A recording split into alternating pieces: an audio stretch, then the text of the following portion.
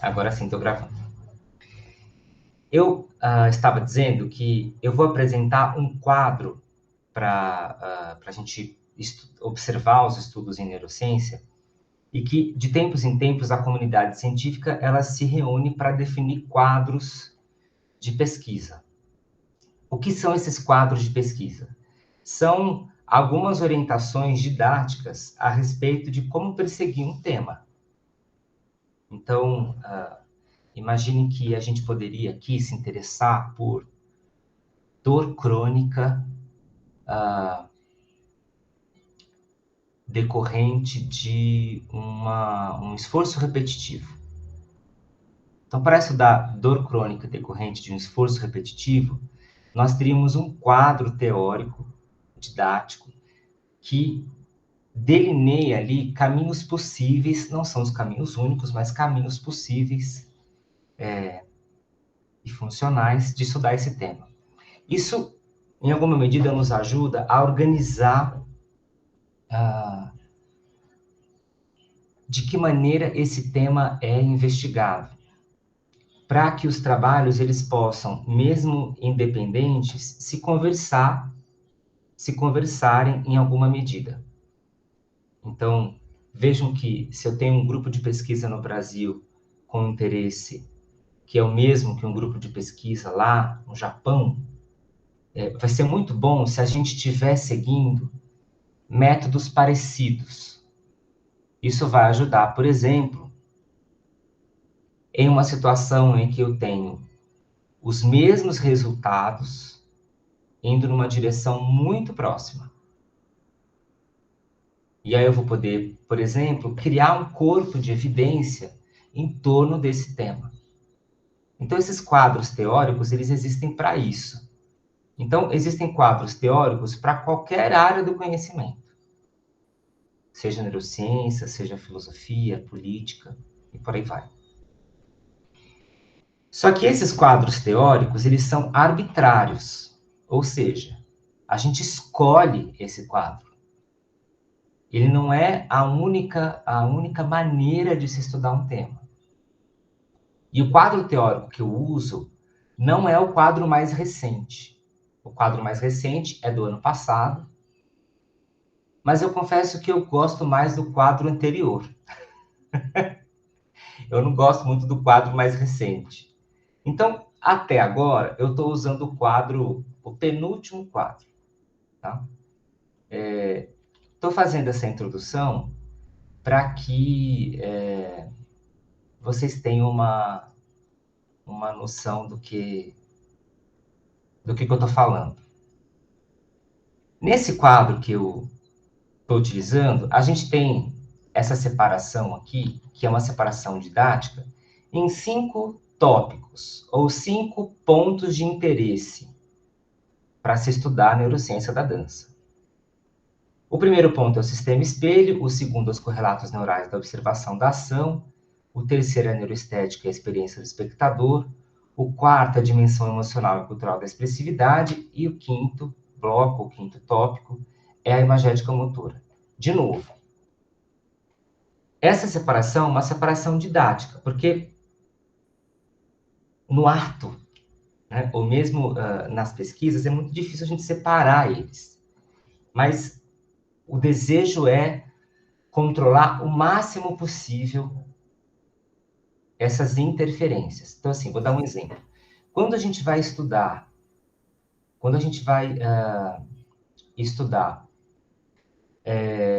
correlatos neurais da observação da ação, isso aqui, diretamente, eu vou falar de sistema espelho. Tá? Sem dúvida. Da mesma maneira que, se essa observação ela for de um objeto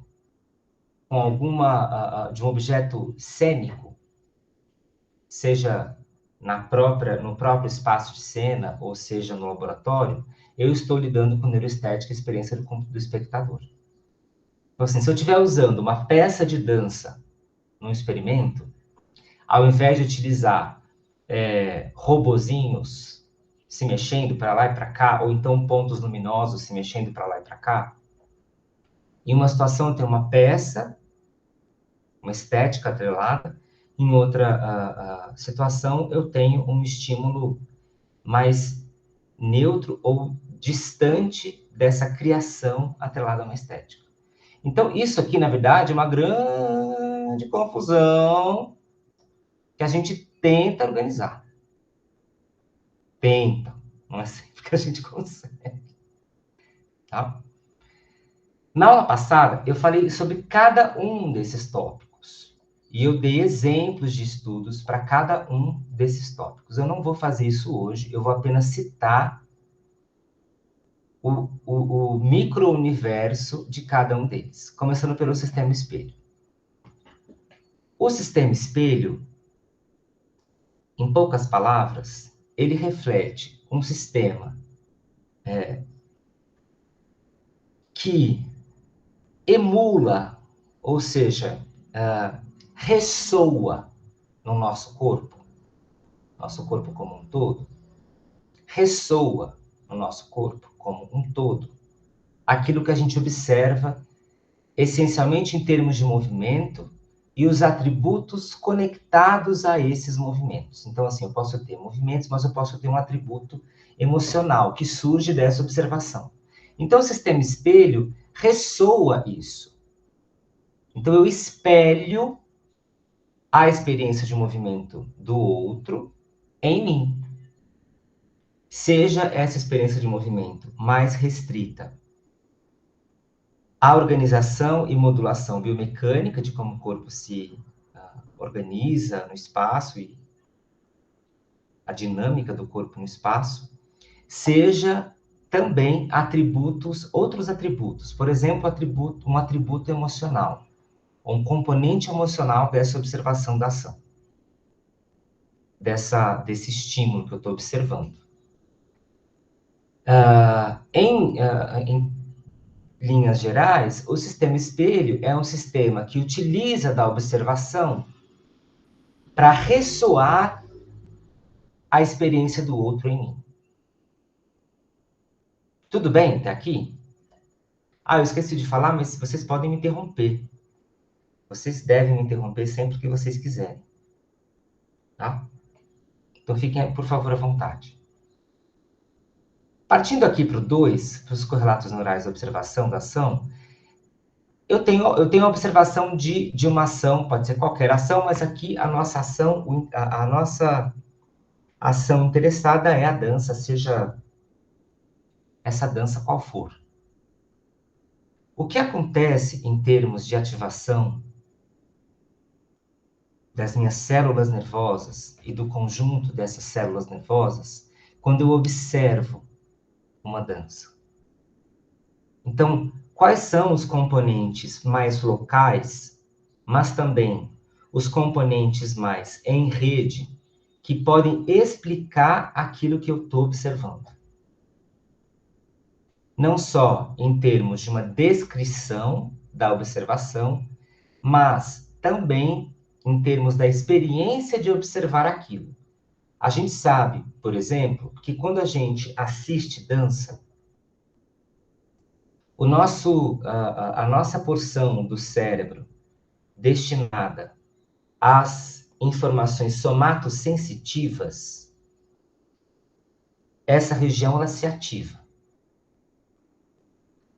Além disso, quando a gente percebe alguma emoção de um estímulo dançado, a gente ressoa essa emoção que é percebida também nessa porção do cérebro que é ligada ao processamento somatosensorial. Então, por exemplo, a gente sabe hoje que existe um correlato neural da observação de movimentos de dança, em especial de quando esse estímulo observado evoca emoções em quem assiste. E essa cola do sistema nervoso, ela está distribuída em vários locais, por exemplo, no córtex somatosensitivo. Então, todas as vezes que vocês verem as palavras correlatos neurais, a gente está buscando uma explicação material ou uma explicação objetiva para qualquer estímulo. No nosso caso aqui é uma ação dançada. Então, a explicação aqui, ela não é filosófica, ela não é no âmbito do pensamento, embora o pensamento esteja envolvido, mas a explicação aqui é objetiva, é material. Então, é a tentativa, mesmo, muitas vezes,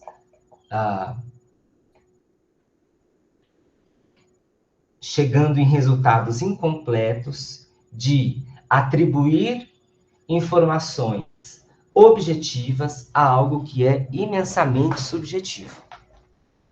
Mesmo quando a gente pensa que uma dança ela tem os seus limites e os seus combinados, e esses combinados são objetivos.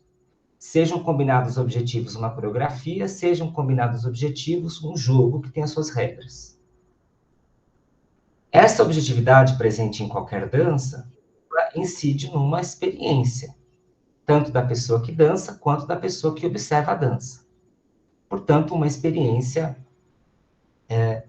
subjetiva, um resultado subjetivo de algo que é objetivo, ou que tem a sua porção objetiva. Então, aqui eu quero achar essa objetividade, mas no meu sistema nervoso. Tudo bem? Estou fazendo assim um resumão. De novo, quem não estava na primeira aula, quando puder, assista. No terceiro ponto, essa neuroestética é a mesma história aqui dos correlatos neurais, mas agora é descobrir quais são esses correlatos neurais quando a situação é uma situação de apreciação estética. O foco aqui não é tanto a execução ou a ação engajada do intérprete, da intérprete, mas é a experiência de quem assiste. E atribui um valor estético àquilo. Ou existe um acordo estético permeando aquele estímulo. Então, eu vou buscar o que acontece no meu sistema nervoso quando esse acordo estético existe, envolvendo um movimento. Então, vamos pensar o seguinte, que eu coloco todo mundo para assistir uma peça de dança, que dura 50 minutos.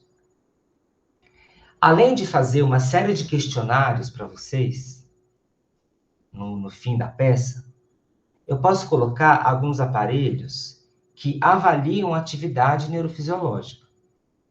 Então, posso avaliar algumas frequências do córtex cerebral, ou a intensidade, a modulação dessas frequências.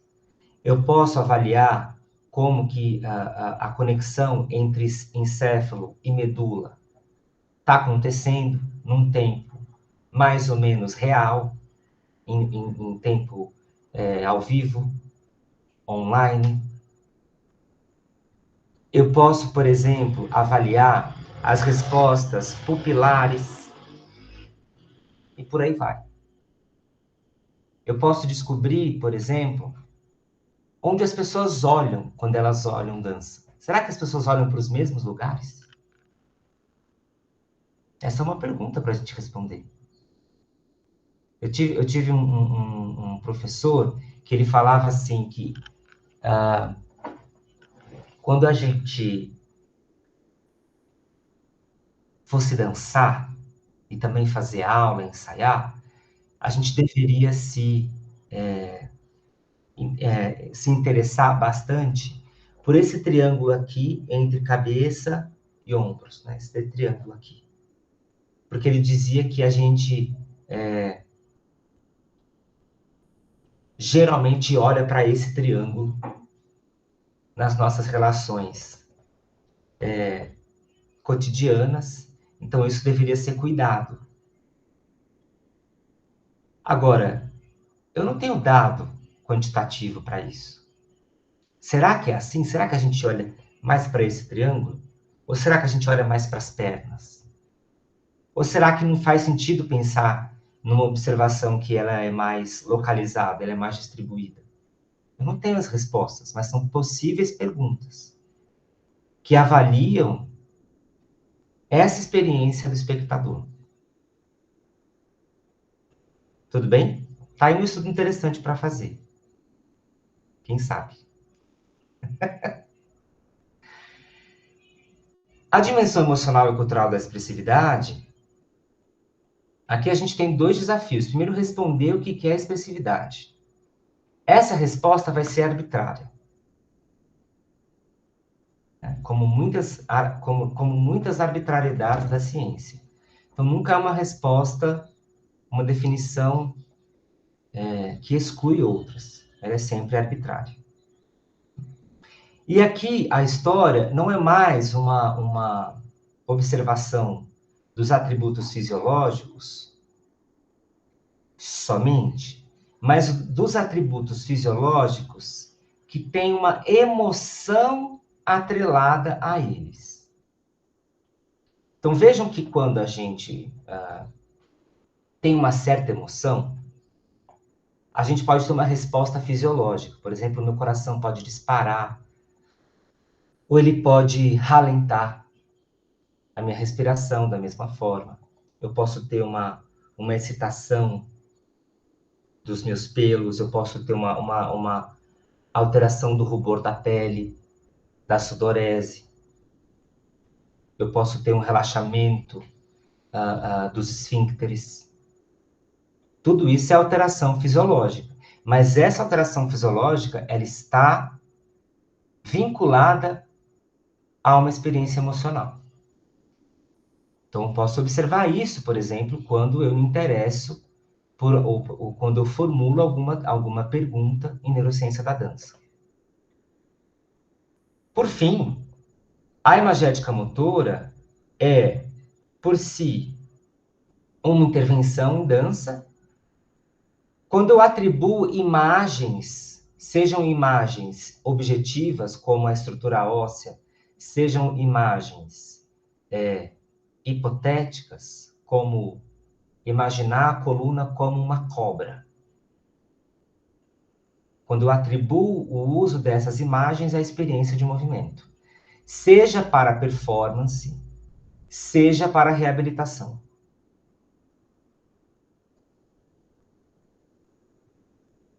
Então, de novo, isso aqui é uma grande coisa só que a gente chama de dança. Mas a gente divide para organizar a bagunça. Até aqui, tudo bem? Eu vou mostrar um vídeo muito rápido de um experimento. Só para vocês terem ideia, um experimento com dança, só para vocês terem uma ideia de como um estudo em neurociência da dança pode ser feito. Todos são feitos assim? Não. Por que todos não são feitos assim? Porque a maneira como o estudo vai ser feito depende da sua pergunta de pesquisa. É igual a gente pensar assim, como é que se cria uma peça de dança? Não sei. Não sei. Tem várias maneiras. Não dá para responder isso de uma maneira só. Depende muito do seu objetivo. Depende muito da sua pergunta. Então, esses métodos, eles sempre são situados. Não só na sua pergunta, mas depende também das pessoas, essencialmente. Né? Mas vamos lá. Tem 2 minutinhos. Mentira, tem 4. Mas eu não vou mostrar tudo. Tem legendas aqui. As legendas não são perfeitas, mas elas ajudam um pouco.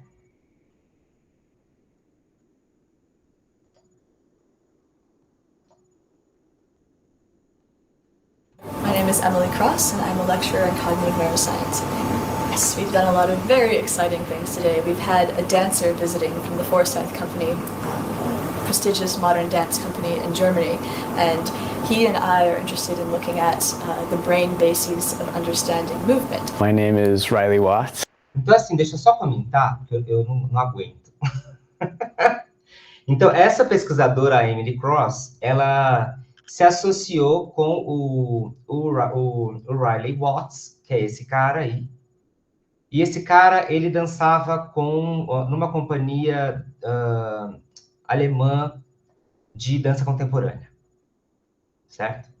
E aí a pergunta dela era descobrir quais seriam as bases neurais da observação desses movimentos. Deixa eu adiantar, ela não achou. Ela achou algumas coisas, mas ela não achou exatamente tudo. Entendem o que eu quero dizer? Então, isso achar as bases neurais da observação, isso é muito grande. Isso é muita coisa. A gente, na ciência, assim como na arte, a gente nunca responde muita coisa. Quiçá a gente responde. Né? Então, tomem cuidado aí. Tomem cuidado. É sempre uma resposta muito... Quando existe, quando existe, é uma resposta muito pequena. I'm 26 years old. I'm American. I'm currently living in Frankfurt, Germany, where I dance with the Forsyth Company. So Emily and I met last year when we were starting to work with a project of my dance company called Motion Bank, and they have gathered many different scientists and architects, philosophers, other choreographers, dancers to meet together in Frankfurt and discuss the relationship between dance and science. So it's called appropriately Dance Engaging Science. So we met last year, and she expressed an interest to work with me and sort of start some research on the brain of a dancer and also the brain of someone watching someone dance. So that's where the idea came, and I'm really happy it worked out to come to Bangor and do this. So we've been recording him in a motion capture studio as well as in a nice TV studio. Então, o que ela fez aí? Ela colocou algumas marcas no corpo dele. Ó, tem uma marca aqui, tem uma marca aqui, tem uma aqui, uma aqui, e assim por diante. Essas marcas, elas refletem uma luz infravermelha, que a gente não vê exatamente, porque tá fora do nosso espectro de visão. Quando essa câmera capta essas luzes infravermelhas, elas geram esses padrões aqui que vocês estão vendo, né? Que modelam o corpo do cara. Tá? Então, isso aqui é um modelo que responde ao corpo dele. Então, como ele se move, é modelado aqui no computador. Motion capture studio as well as a nice TV studio with good cameras and lighting. And we've also been scanning his brain to start to get at questions of how the human brain understands other bodies in motion. So we have several objectives from the work that we've been doing these past few days with Riley here at Bangor. One is what we've just done today, which is to scan his brain and see what he sees. Agora, o que ela está fazendo? Ela vai colocar ele numa máquina de ressonância magnética e vai, lá dentro, colocar uma televisãozinha para ele assistir a dança. E aí vai monitorar o que acontece no cérebro dele. In himself as a professional dancer when he's doing really simple movements versus really complex movements, more human-like movements compared to less human-like movements, as well as stick figure movements when he's a stick figure compared to when he's a full person. So that's kind of one objective. The other kind of bigger picture objective is that we want to use this footage that we've been collecting these past few days to address a lot of other more subtle questions about how we learn by observation and how we perceive actions that are very familiar and predictable to us compared to those that are unfamiliar and unpredictable. Ok. Depois eu coloco lá no grupo do WhatsApp esse vídeo para quem quiser ver ou rever. Então, assim, essa é uma maneira de fazer experimento. Não é a única, né? Tem muitas outras. Tudo bem? Aí agora, para eu não ir contra o que eu disse, eu queria ouvir vocês. Ah, ó, o Kiran, é Kiran ou Kiran? Se eu falar errado, me corrija, por favor. Porque se eu chamo mais... Como? Kiran. Kiran, obrigado, Kiran. É porque assim, eu chamo Maércio, então eu entendo a dificuldade. Ele colocou aqui no chat, mas eu também vou colocar lá no grupo do WhatsApp. Eu queria ouvir vocês. Se ficou alguma coisa da última aula, ou mesmo dessa enxurrada de coisas que eu revisei aqui, que vocês vão poder ver na primeira aula, para quem perdeu. Pode ser? Então agora eu estou por vocês.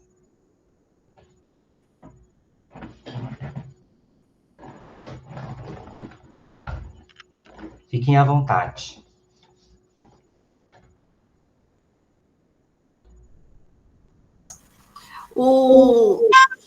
Os neurônios espelho, eles vão funcionar mais, por exemplo, quando eu tenho um conhecimento, vamos dizer assim, daquele tipo de movimento. Vamos supor, por exemplo, se eu vejo um pianista tocando, mas eu não sei tocar piano, não vai ativar os meus neurônios espelho, porque eu não tenho esse conhecimento motor do que está acontecendo lá. Seria mais ou menos isso? Mais ou menos. Eles sempre vão ativar. Mesmo eu não tendo esse conhecimento, vamos dizer, eu não sei tocar piano, mas eu estou vendo alguém tocar piano, eles vão ser ativados ou não? Quando você conhece aquilo que você observa, além da ativação ela ser maior, mais expressiva, mais intensa, você vai ativar outras áreas associadas. Então, você vai ativar, por exemplo, áreas ligadas à memória semântica. Você vai ativar áreas, por exemplo, ligadas ao sistema límbico. Então, quando a gente observa, a gente sempre vai ter ativação do sistema espelho. Mas a maneira, a qualificação dessa atividade, a qualidade dessa atividade, melhor dizendo, ela é dependente da expertise. Então, se você conhece o que você está vendo, a ativação é mais intensa e você agrega outras áreas do cérebro. Te respondo, Paulo? Como é que tá, bebê?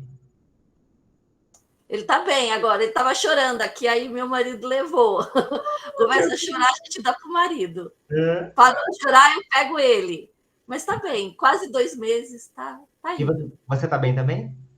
Eu estou sem dormir há 2 meses, mas estou bem. É. Estamos enfrentando o cansaço mental, vendo até onde o corpo humano consegue chegar. Mas bom. Que bom saber que vocês estão bem. Estamos bem. Sobrevivemos, somos sobreviventes. O que mais? Isso que a Paula perguntou, ficou explícito para todo mundo? Vocês podem perguntar. É uma ativação, a gente fala que é uma ativação com significado. Não é só uma ativação genérica. Eu atribuo significado. Se eu atribuo significado, eu tenho mais coisa entrando aí na jogada. Né? Oi, então, porque quando tu falava nisso na apreciação, eu fiquei pensando da diferença desse espectador quando essa apreciação tem só o objetivo de contemplar ou tem o objetivo depois de refazer a ação, né? Também de ser objeto dessa ação. Então, é por aí, né? Vamos pensar o seguinte, assim. Por que é tão difícil estudar seres humanos? Por que é tão difícil? É muito difícil. Porque nós não temos um processamento linear das coisas. Esse processamento, ele não é previsível, totalmente previsível.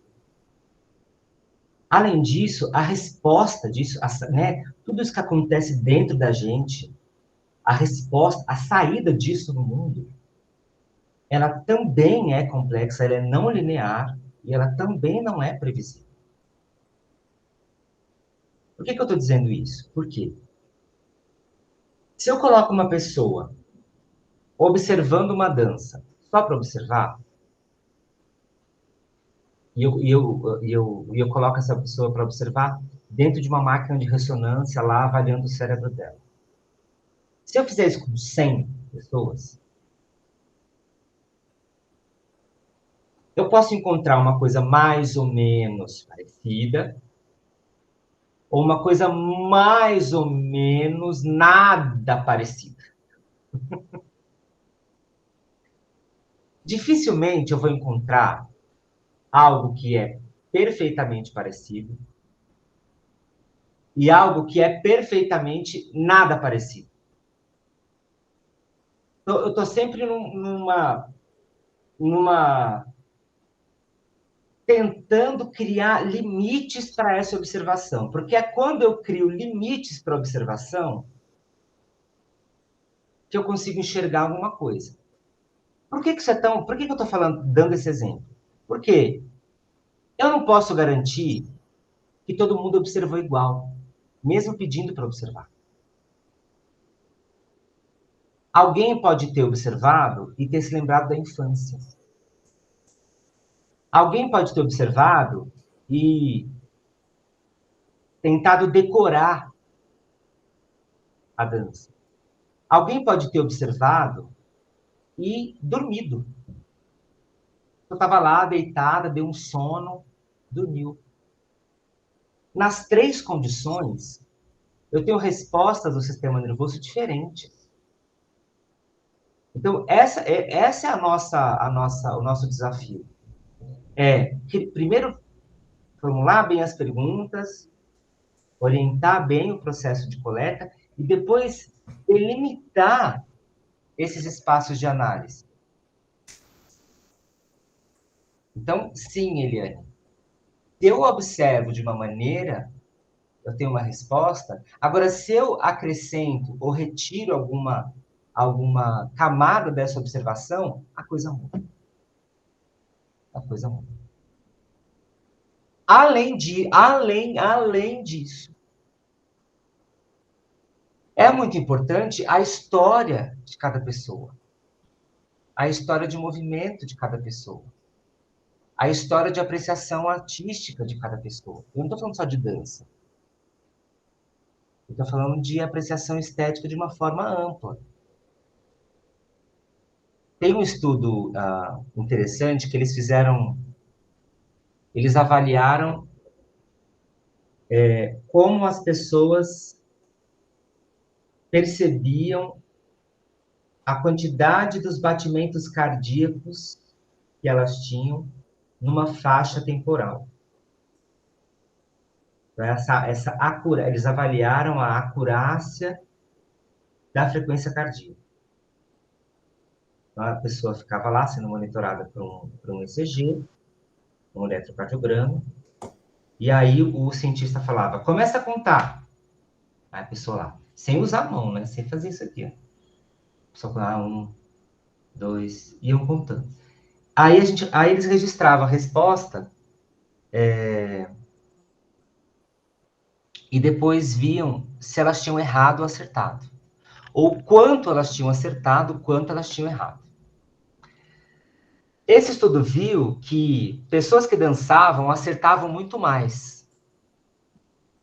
E essa acurácia da frequência cardíaca é uma medida de interocepção. Né? Só que olha o que eles encontraram também. As pessoas que não dançavam,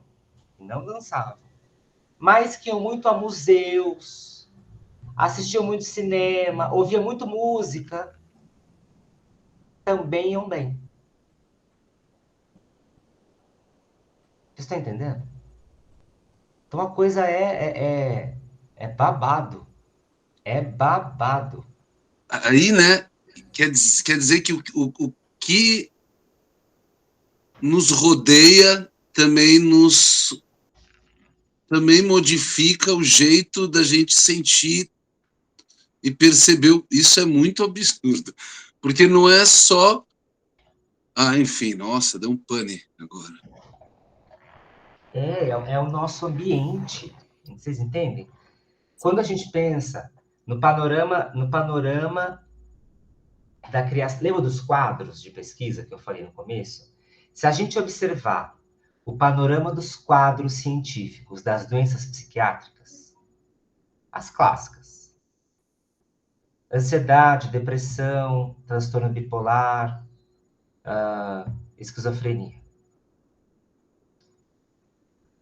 A gente vê que né, do passado para o presente, a força do ambiente era menor e hoje é maior, e a força da informação genética era maior e hoje ficou menor. Justamente pelo impacto do ambiente. E assim, não estou falando só do ambiente, o ambiente físico, as condições sociais, né? Toda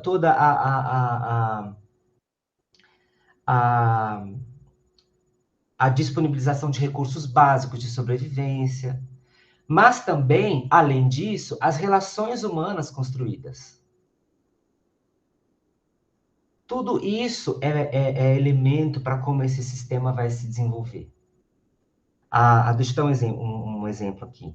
A minha irmã, ela foi morar em Portugal agora. Agora não, tem um ano. Mais de um ano. E meu sobrinho estudava numa escola aqui no Brasil. E ele estava, na época, com 5 anos. Aqui, ele já estava sendo alfabetizado com 5 anos. Na escolinha dele. Então, estava aprendendo as letras, estava aprendendo como escrevia mamãe, papai, por aí vai. Quando eles foram para lá, como que é a aula do meu sobrinho? Então, assim, ele tem uma maletinha. Nessa maletinha tem chapéu, pinça, pincel, tesoura, essas coisas. Aí sabe o que eles fazem? Eles vão pro mato, pro meio do mato, uma florestinha que tem lá. Aí eles vão falar assim, hoje a gente vai construir todo mundo vai construir junto uma flor. Aí você vai pegar só folha seca. Você vai pegar só graveto. Você vai pegar só cabinho de planta verde. Você vai pegar só pétala de flor caída. Aí eles vão saindo assim, caçando coisa no mato. Aí termina isso. Aí no dia que chove, sabe o que eles fazem? Põe capa de chuva. Aí eles vão pra chuva com o pincel, molha o pincel na água de chuva, vai para dentro do pátio e faz pintura com o pincel com a água da chuva. Por que eu estou dando esse exemplo? Não estou querendo fazer uma comparação de perspectiva, né, enquanto sistema educacional, né, apesar de saber que isso também está presente.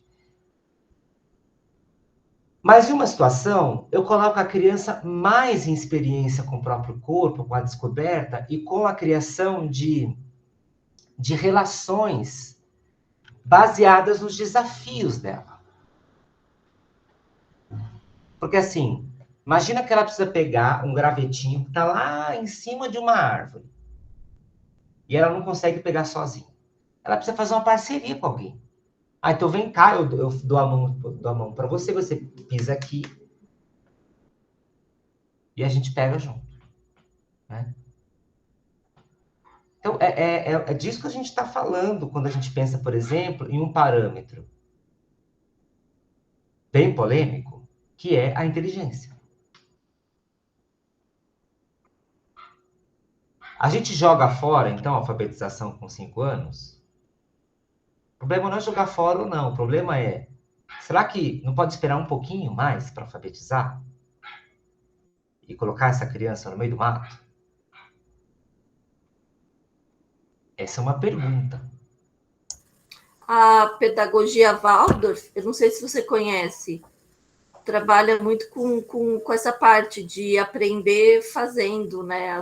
Assim, vai aprender a matemática contando pedra, mexendo na natureza.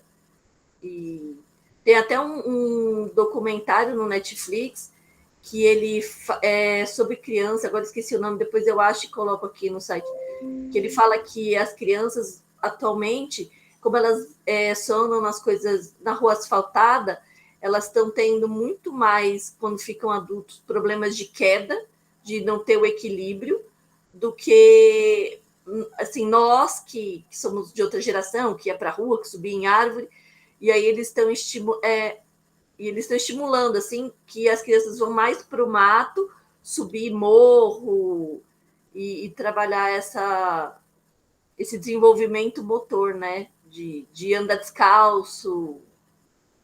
Pois eu acho que eu coloco aqui. Mas eu acho que é isso, as crianças ficam muito presas num ambiente controlado, né? E aí não tem esse desenvolvimento.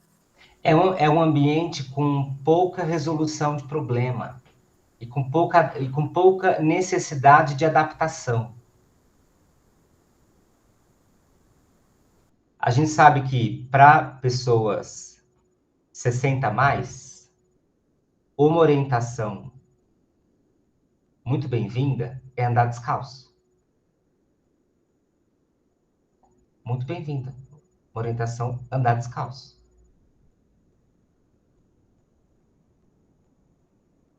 Porque a gente sabe que pessoas 60 a mais, bom, depende, né? Depende, porque tem pessoas 60 a mais que me coloca todos nós aqui no chinelo, né? Mas vamos pensar na pessoa 60 a mais que é sedentária, né? Caminhar descalço insere uma necessidade de adaptação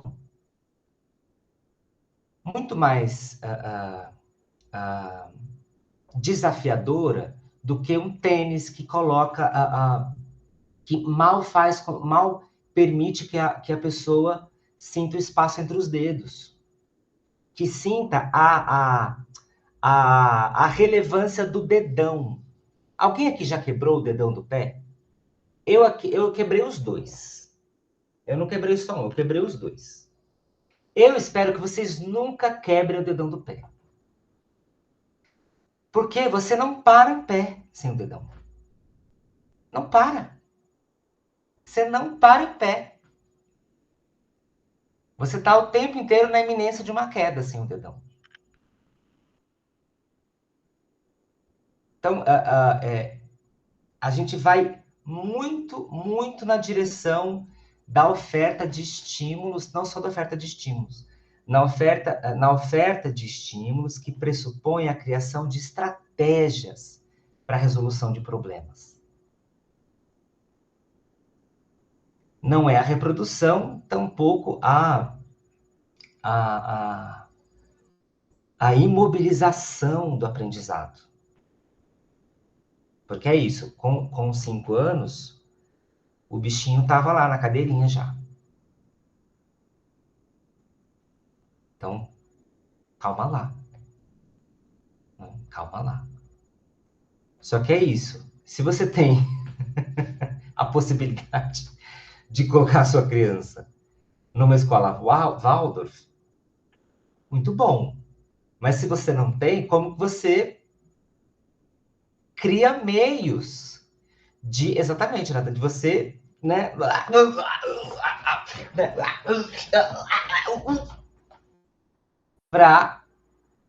Porque é isso, todo dia tentando se esgueirar para encontrar soluções, mas assim, ao menos, gente, ao menos com a percepção do problema, que já é bastante coisa.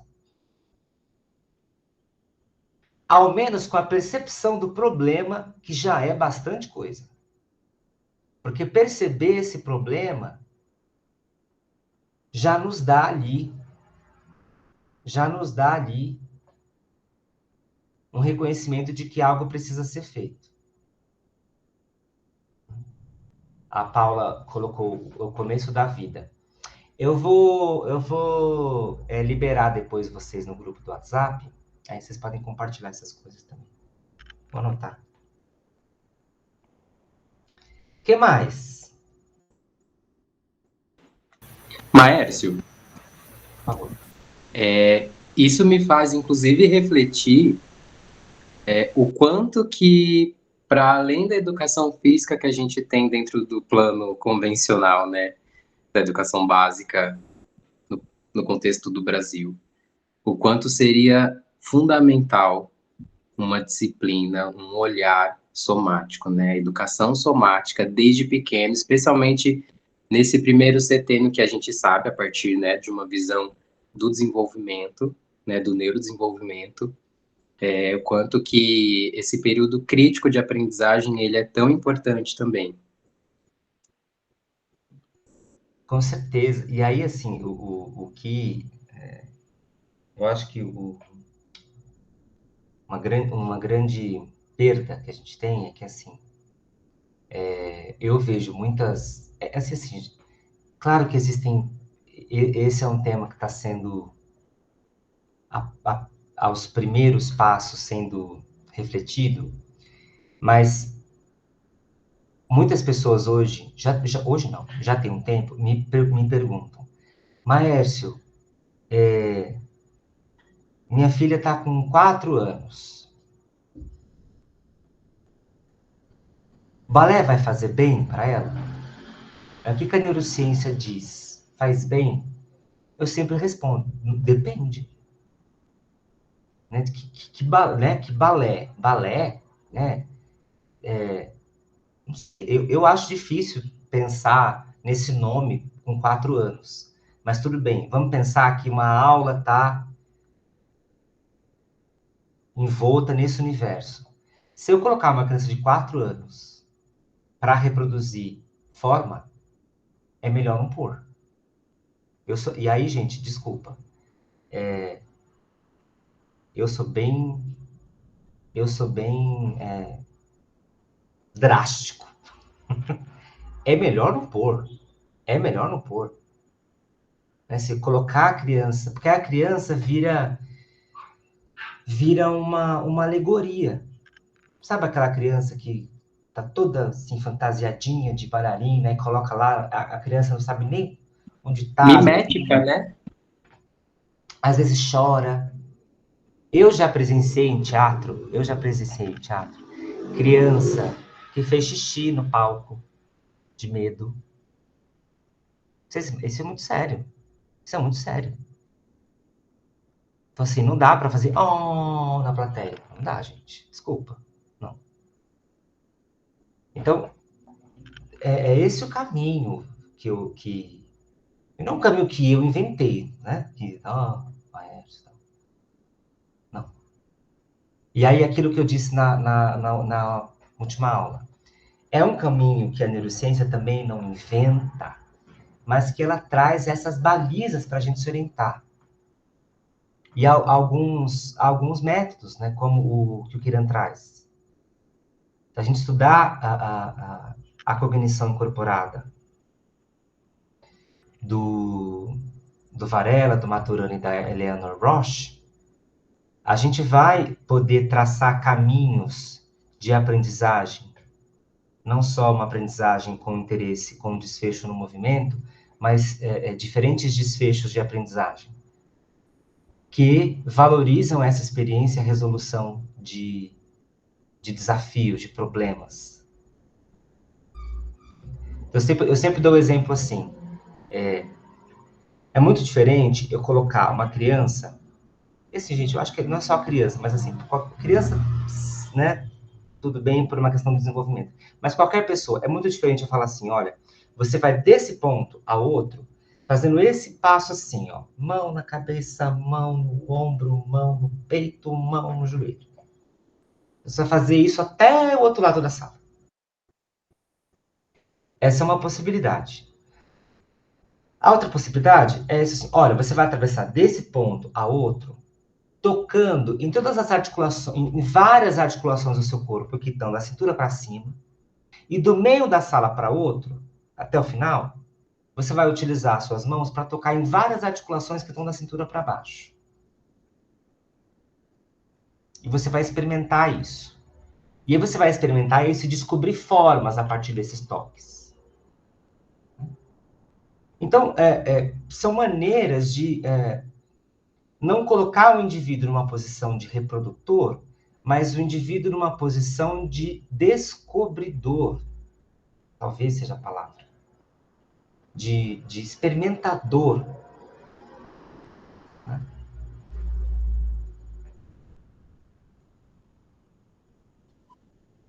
Eu achei muito interessante que me chamaram para dar aula numa escola de criança, e aí eu fui conversar com as professores, assim, e a principal causa era porque as crianças estavam caindo muito no intervalo, e eles falaram assim, olha, a gente quer com a sua aula de dança que as crianças se machuquem menos.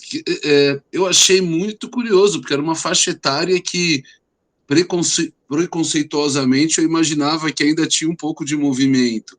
Me assustou muito como... Porque é diferente um exercício de vivenciar o corpo. É diferente você dar uma bola, correr atrás da bola, você não sabe onde está nada, você está correndo atrás da bola, mas quando para e tem um espaço mais aberto, que as regras não são tão claras, qualquer mini caos, as crianças ficavam... era muita colisão e quedas, assim, que eles não tinham vivenciados há muitos anos, começou a crescer. Eu só queria compartilhar porque eu fiquei muito, assim, achei, legal, que bom essa preocupação, que bom que estão vendo isso, eu achei isso muito interessante, porque estão vendo o que está rolando no dia a dia ali, mas eu também achei, eu falei, uau, né? Tão pequenininhas, e é algo tão básico, acabaram de sair do chão quase, né? E não estão sabendo voltar. Que tipo de velocidade que foi esse processo de se afastar do chão? Fico pensando, porque eu não sei, 3, 4 anos eu estou falando, sabe? E estão caindo assim, não é de... E caindo, e geralmente não, a gente não... Até uns anos atrás, né? Falava-se que a criança, você podia jogar de um prédio que caía, rolava e estava viva, né? Eu vivenciei muitas coisas na minha infância, enfim, é uma atualização muito interessante ver, não todas, né?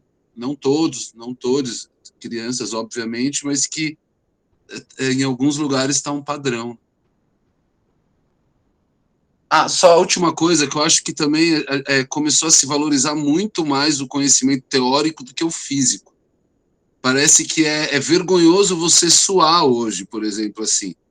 Tem uma coisa assim meio, sabe, eu não sei, tem um lance que você tem que estar sentado na cadeira trabalhando para ser uma pessoa de sucesso. É só você olhar o salário de um professor de dança, né, que você vai ver o quanto que se valoriza hoje o conhecimento através do corpo. O saber físico, ele é um lixo, né, nesse país. Ele é, em todos os sentidos, desvalorizado, assim. Parece que é só o encéfalo que manda em tudo mesmo, assim, que não tem nada, imagina, sentir, não tem, né? Parece que é vergonhoso hoje em dia, né? Você falar que você trabalha com o corpo, porque falam que você é uma pessoa ignorante. Falam para mim muito, me tratam assim em vários ambientes, por mais que eu leia e estude, eu não faço de tudo quanto é maneira, porque eu gosto, né? Porque está tudo muito ligado, né? Mas eu só acho também que essas coisas começaram a mudar em algumas gerações. Nossa, Bárbara, que... Isso é interessante porque linka com o que tu falaste anteriormente das escola portuguesa, né? Também não deve ser um caso geral, deve ser alguma escola especial que tem metodologia voltada para esse entendimento.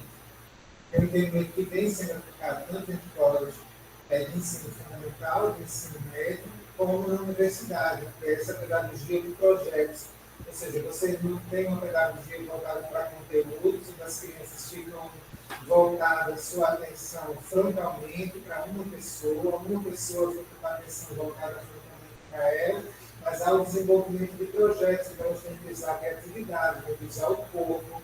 E tem um documentário daquele cara, Michael Moore, que é um americano que ele faz uns documentários bem assim, bem fora da curva, bem descritos, só sobre educação.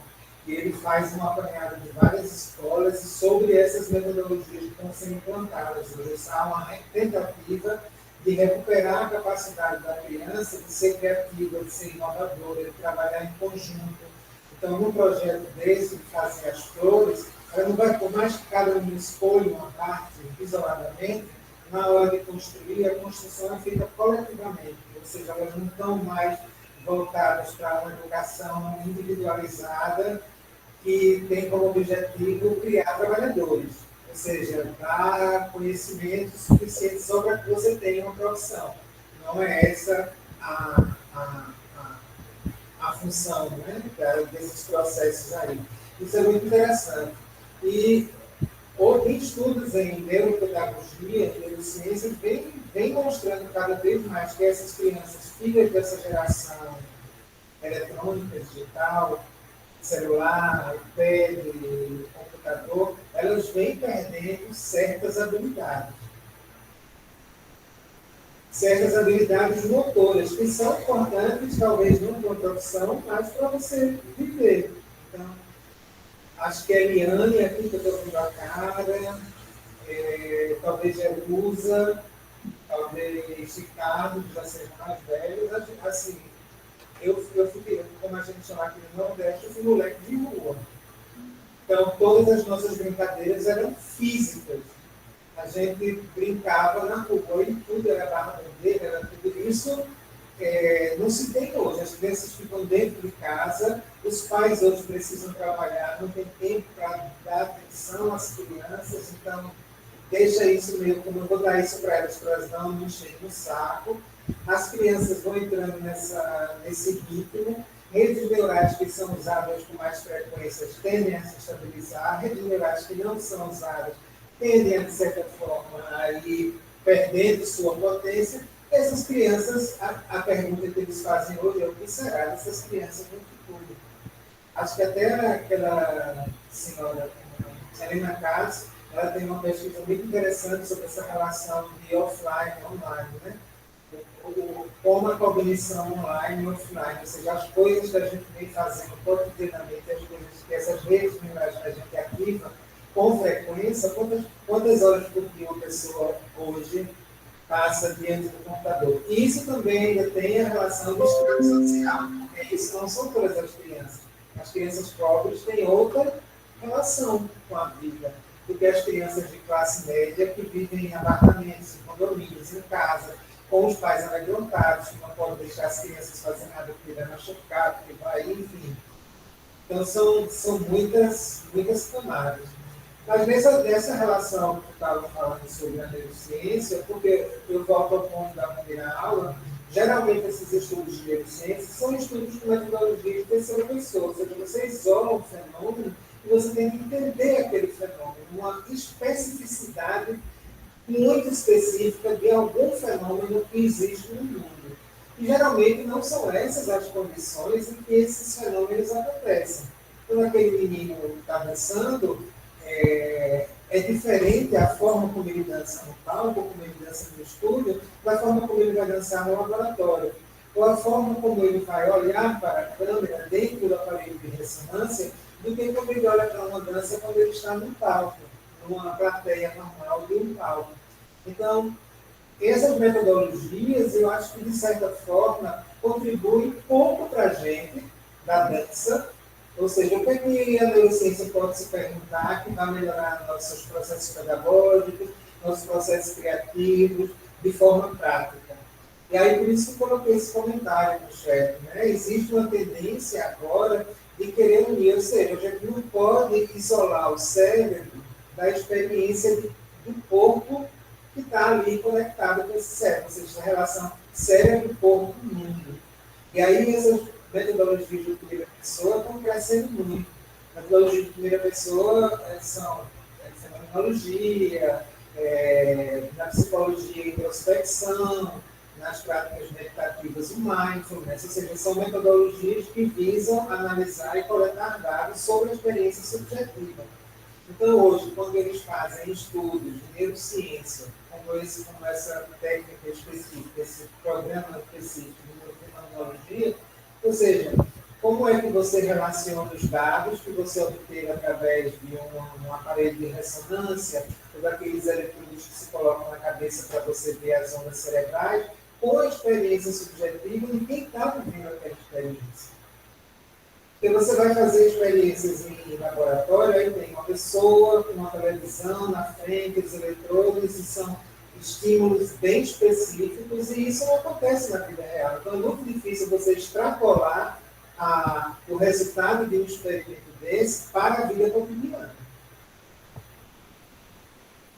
Está entendendo a relação que eu estou fazendo? Que é o que geralmente acontece nesses estudos de metodologia de terceira pessoa. Quando você isola um fenômeno, você terceiriza o fenômeno é o seu objeto de estudo. E para estudar esse objeto, você tem que criar circunstâncias e situações muito específicas que retiram aquele fenômeno do lugar onde ele acontece naturalmente. Então, essa é sempre minha questão que eu tenho, né, com esse tipo de estudo. E o Varela, junto com outros dois autores, a Helena Cufari e o Ezequiel do Paulo, eles escreveram um livro sobre, o nome do livro é Bitcoin e Alé. E aí, todo o livro é falando dessa relação que a ciência tem com os processos subjetivos e com a experiência pessoal. Ou seja, como é que a gente inclui a experiência pessoal na ciência? Como é que isso é capaz de nos fornecer dados que vão realmente ajudar ou explicar determinados fenômenos, ou fazer a gente entender melhor como é que o processo se dá numa pessoa, e não num cérebro isolado dentro de uma caixa. Isso é sempre um ponto para mim que eu fico... Eu acho que esse ponto, ele é um ponto não só para você, acho que para muita gente, para mim também, mas eu discordo de você quando a gente pensa que esses estudos, por serem em terceira pessoa, eles vão fornecer pouca ou nenhuma contribuição para a nossa área. E eu digo por quê. Essa impossibilidade de uma explicação em termos completos e perfeitamente adaptados a uma realidade em primeira pessoa, ou uma experiência vivida em primeira pessoa, ela é talvez, se não o maior desafio da ciência em todas as suas camadas. E sim, a gente sempre tem uma fatia, que é uma fatia observável da experiência subjetiva. Agora, o primeiro ponto é, sim, reconhecer que essa fatia observável, ela não incorpora toda a experiência. Agora, o segundo ponto que é necessário a gente lembrar é que essa fatia observável, ela pode encontrar certa homogeneidade entre as pessoas. Né? E o que, na verdade, a gente faz tentando responder essas perguntas, criar possíveis respostas que são mais ou menos homogêneas. Respostas que, sim, vão ser diversas, mas que convergem na média. E essa convergência na média que a gente vai inicialmente trabalhar para buscar uma compreensão de como ocorre esse impacto do estímulo no ser que vive o estímulo, mas não desconsiderando que existe uma outra camada que não é pública, que não é diretamente observável. Além do que, essa maneira de fazer ciência, ela vem com o seu incômodo e com o incômodo de muitas pessoas se modificando. A gente tem, por exemplo, agora, muitos trabalhos, bom, em neurociência da dança, muitos não. Alguns trabalhos mais naturalísticos. Então, ao invés de colocar uma pessoa dentro de um hospital, numa ressonância magnética, a gente coloca essa pessoa observando num teatro. E a gente coloca uma coisa para monitorar ali algum sinal dela. Só que aí você me diz assim, olha, só o fato de colocar um objeto na cabeça dela já incide numa possível modificação. Agora, se essa modificação for homogênea no grupo, mesmo sabendo que ela existe, a gente pode distribuir essas possíveis modificações, distribuir de tal forma que a gente possa validar aquilo. Mas é sempre na média. É sempre na média, eu concordo com você. A gente sabe, por exemplo, que, bom, talvez um dos maiores temas perseguidos pela neurociência da dança seja a doença de Parkinson. Né? Acho que é o maior tema, não é um tema que eu me interesso, não porque não acho interessante, mas porque... não porque eu não acho relevante, mas porque, pessoalmente, eu decido ir para um outro caminho. E vários estudos com doença de Parkinson vêm atribuindo, na média, a relevância das experiências dançadas à reabilitação de fatores mais gerais e genéricos, como equilíbrio, né? Organização da postura, mas também fatores menos gerais, menos objetivos, como a satisfação da própria vida, como a diminuição de estados ansiosos e depressivos, e mesmo a diminuição de fatores neurofisiológicos mesmo, como níveis de cortisol, níveis de alguns neuromoduladores periféricos. Então, essa briga, a briga que você tem é a briga geral. Esse incômodo é o incômodo geral.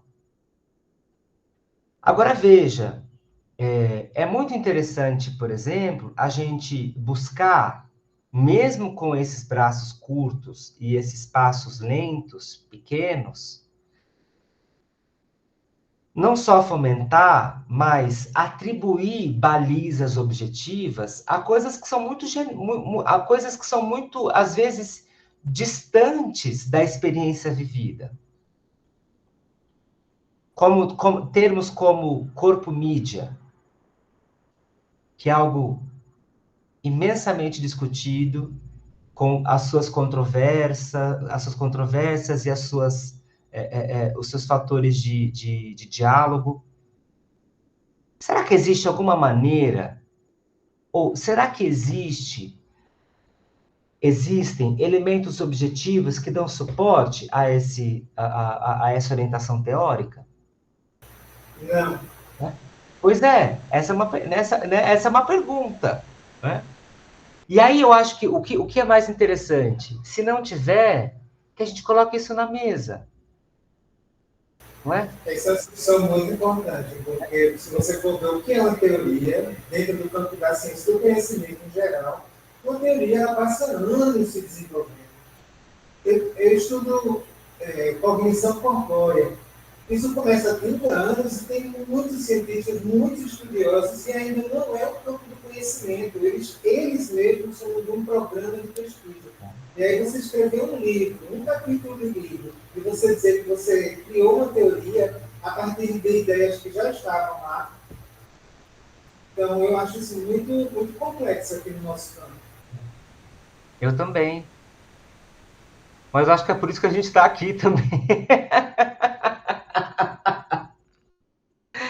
É por isso que a gente se reúne também, para encaminhar essas Mas coisas. isso que você disse é interessante, porque a gente também está circunscrito ao dinheiro.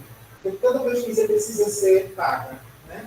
Então, por exemplo, principalmente na área de neurociência, os materiais e laboratórios são muito caros. As universidades de arte, por exemplo, não vão ter essas, tem que ter essas parcerias. Né? Eu adoraria fazer uma experiência dentro do meu próprio projeto de pesquisa, ter aqueles capacetes que fazem medição da modulação e das ondas cerebrais, para ver o que é que acontece no cérebro do improvisador. Um dia, quem sabe, algum pós-doutorado bem pago, alguma bolsa estrangeira, mas, a princípio, isso é uma coisa que é do plano do sonho, para contribuir com a...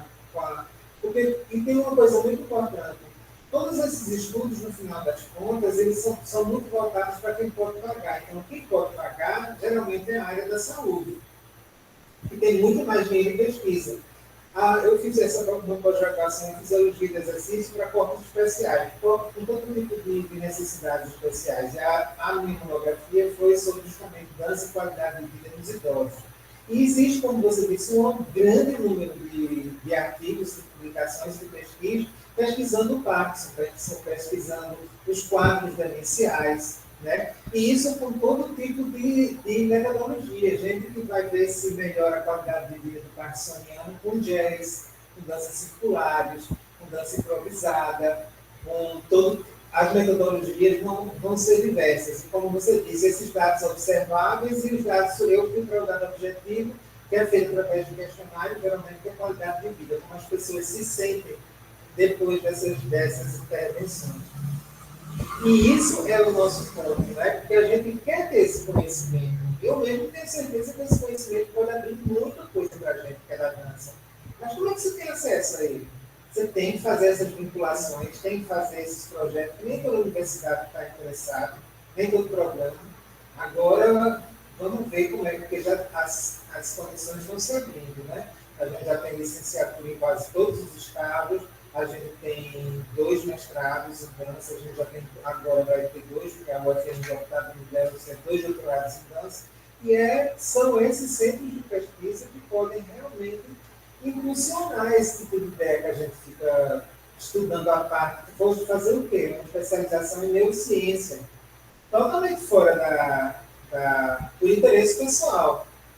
Então, são essas escapadas, essas brechas que a gente tem que achar para tentar conectar essas coisas, cada um dentro do seu interesse pessoal, para ele tentar descobrir, né? Sim, com certeza. Que estado que você está, Kirian? Oi? Que estado você está? Eu estou falando de Pernambuco, mas o doutorado é na UF, é na Bahia. Vai conversar com o grupo do Garcia. Você não conhece ele? O Jorge Garcia? Não, o Garcia Viva, da física. Não conhece ele? Não. Vou te mandar o contato dele. Por favor. Obrigado. Garcia é maravilhoso, tá aí na UFBA. Vou te mandar depois. Bueno. Mais alguém?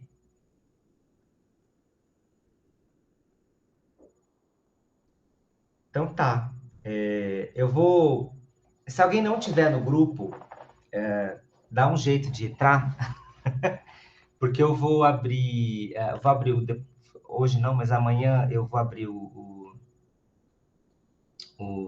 Não, vou abrir agora, já assim que eu terminar a aula, para vocês trocarem referências. Eu também vou jogar algumas referências lá.